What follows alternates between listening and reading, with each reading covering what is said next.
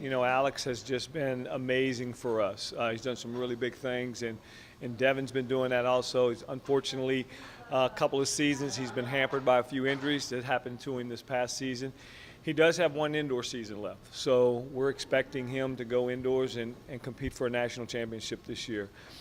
We also have returning Cliff Rosales. He has also just an indoor left. Cliff's a Bahamian athlete. He's in the top three in the Bahamas as, you know, their top three 100 and 200 meter sprinters.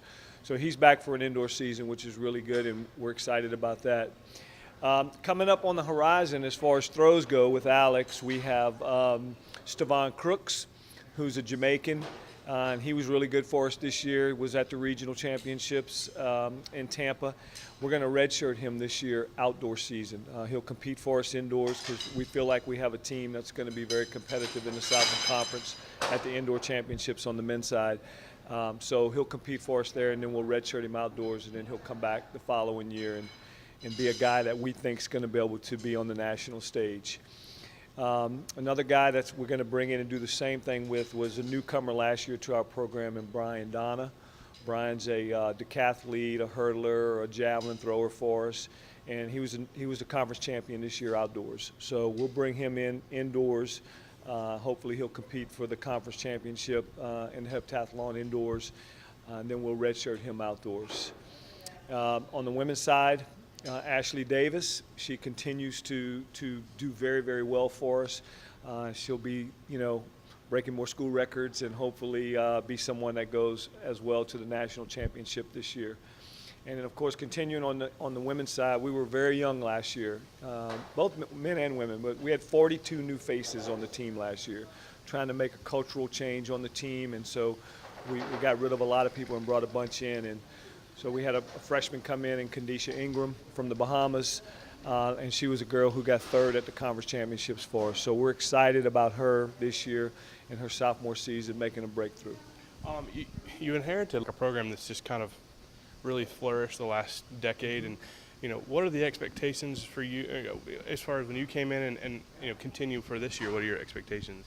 Well, the expectations from the Lion Nations is always very high, and you know, Sean and I go way back. We competed together here on the same team at Southeastern, so we've had a connection for a very long time. And when he brought me in, one of his goals was to help with the women's team.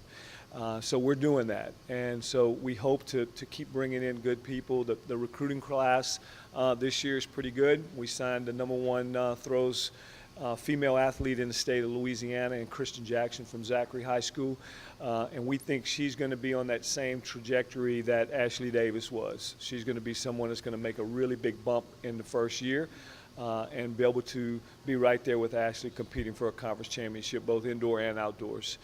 We're signing a guy, we talked about Brian Donna earlier. We're signing a guy that's going to join us in January, mid-year, from Austria. His name is Ricardo Klotz. He's a decathlete that's also already scored 6,800 points with the big implements, and he's also pole vaulted 531, I think, which was about 17.6 or so as a freshman, incoming freshman. So we're excited about him as well. As far as the conference goes, you know, no matter what sport we're competing in, Southland's always had a really strong showing and everything. You know, how's the conference looking this year?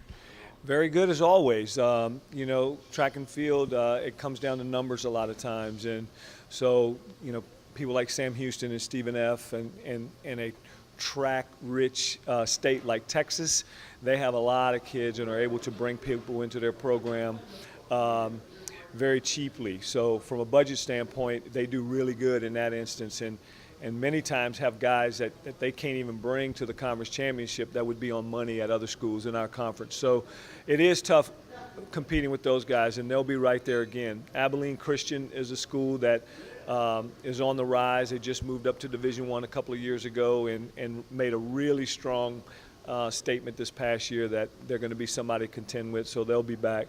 McNeese this past year kind of put a team together that they built over 5 years, and this past year culminated with that. So they were really good indoors and outdoors. Now their team is kind of depleted, so they're going to be suffering a little bit, and hopefully we can sneak in there and maybe get a trophy on one of the sides.